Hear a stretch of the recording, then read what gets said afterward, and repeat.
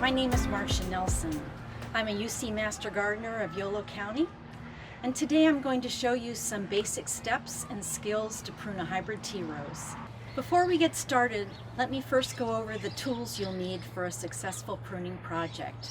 Bypass pruners to cut canes a ½ inch in diameter, loppers for canes a ½ inch to 1 inch in diameter, a pruning saw for canes larger than 1 inch, and gardening gloves made of leather that are thorn-proof, and gauntlet gloves. In addition, a disinfectant is advised. But an important thing to remember is that sharp, clean tools are essential for making a nice, smooth cut, which minimizes damage to your canes and essentially improves the overall health to your rose. And now let's look at, why do we prune a rose? Pruning roses improves the health and condition of a rose. It increases your flower production, improves internal air circulation within the rose, and allows us to shape the rose for the area that it's been planted in our garden. In California, we typically prune roses mid-December through mid-February.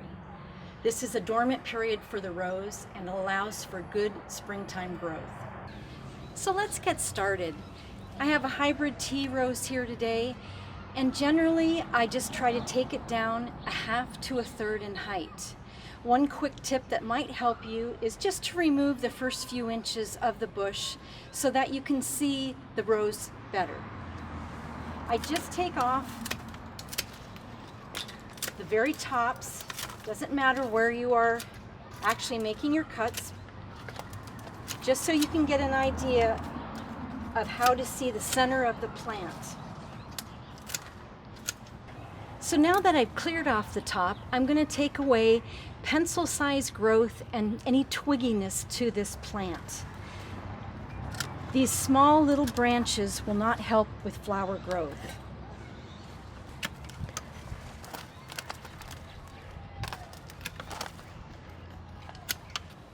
So I've cleared the top, I've removed the twiggy canes, and now I'm going to make a decision which canes to keep and which to remove.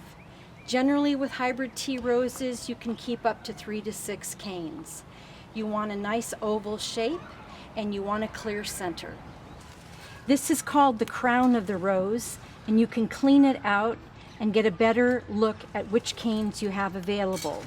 You want to choose nice, healthy canes, and I am going to take out small canes that will not bear many roses. I will also look for crossing canes that rub against one another.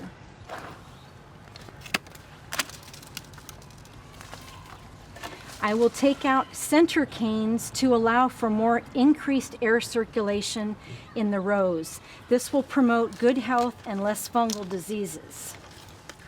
When you remove a cane, the entire cane, it is important that you make a flush cut. So right now I'm sawing out some old diseased canes and making what's called a flush cut with a pruning saw. With a little perseverance, you can get a nice clean cut on your rose.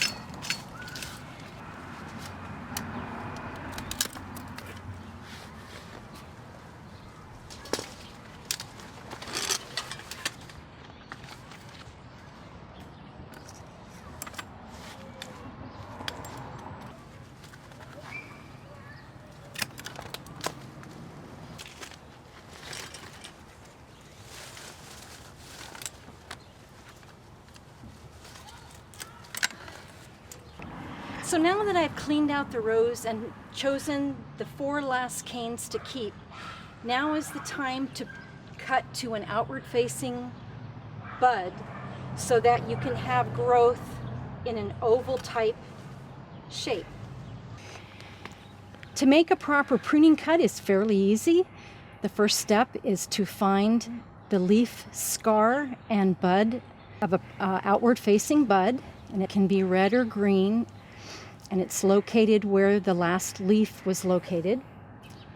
And you want to position your bypass pruners approximately 1/4 of an inch above the bud at a 45-degree angle and make a swift cut. Here's the bud, and the little leaf scar, which is the line underneath, can help you identify where you can find the bud on a rose. Here is a bud that has what we call broken bud. The leaves are starting to grow above the pruning cut. So the last step in pruning is just to clean up your garden debris. Just go ahead and rake up the dead leaves and canes so you can avoid having diseased fungal spores and put them in your toter. So that's it on the basics of rose pruning. To attend one of our Master Gardener workshops or to learn more about rose pruning, please visit our website at mg.ucanr.edu. Thank you.